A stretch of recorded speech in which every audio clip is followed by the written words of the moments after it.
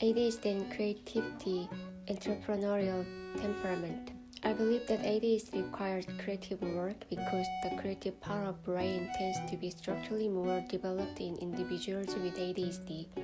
When I was working for a company, I found that I could easily solve difficult problems that others would even think about. However, I struggled with easy, repetitive, and procedural tasks that everyone else seemed to handle with ease.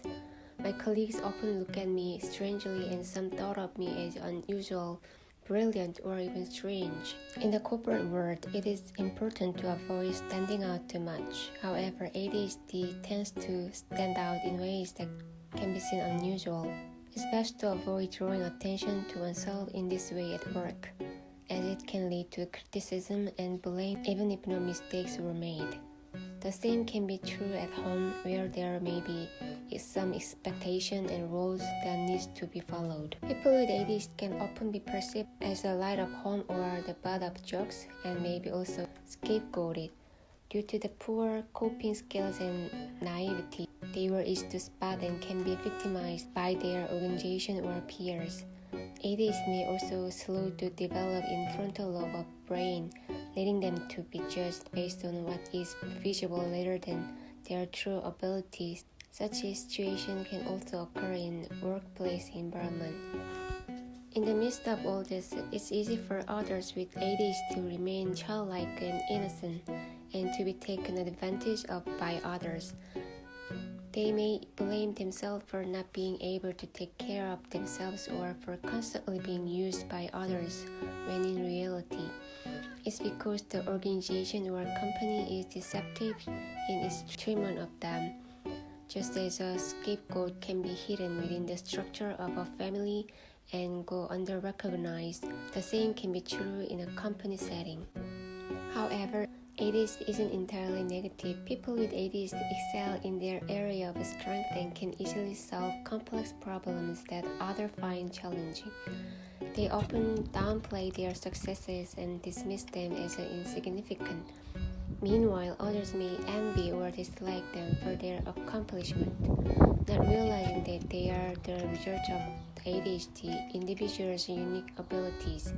While others may need to ask for promotions and raises, those with ADHD may achieve success effortlessly, further fueling resentment from others. So people with ADHD often struggle in organization and can become targets of envy and resentment. Everyone wants to be creative and do something unique, but for some reason, pursuing a career in a creative work was once seen as a path to poverty. However, times have changed and there are now many opportunities available. People with ADHD often receive negative feedback at a young age, making them vulnerable and making it difficult to break from societal norms. They are often more invested in the idea of conformity than anyone else, and this can stifle their innate creativity. As someone who has experienced this firsthand, I know how damaging it can be. The ability and determination to create something out of nothing is a valuable asset to capitalize on.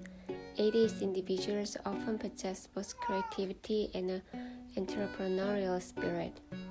If ADHD had a theme song, it could be "Keep walking, keep walking, keep walking. The earth is round."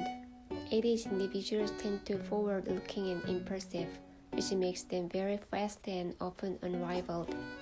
While others may dwell on a topic, people with entrepreneurial temperament, like those with ADHD, tend to move quickly from one thing to next. They have a fast pace of thought and action, always looking for new opportunity and ready to pivot when needed. It's all about getting in and out quickly and making things happen.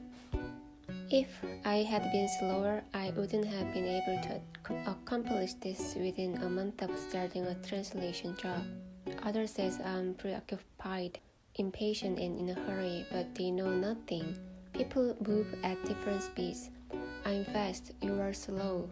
I don't judge others for their slower pace, so why should I be criticized for my speed? People move at different speeds, and that's okay. I don't criticize you for not solving hard problem or for earning the same salary doing mediocre work.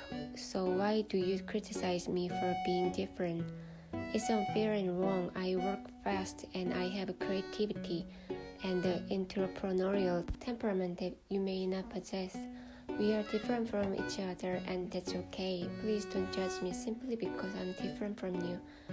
In conclusion, the psychiatrist believes that if I had been born in a developed country in Europe or America, I would have had more opportunity to live with dignity. Moving to a different country may or not be the solution, as there are many factors to consider. However, as a digital nomad, you may have the flexibility to explore different options and find a place where you can thrive.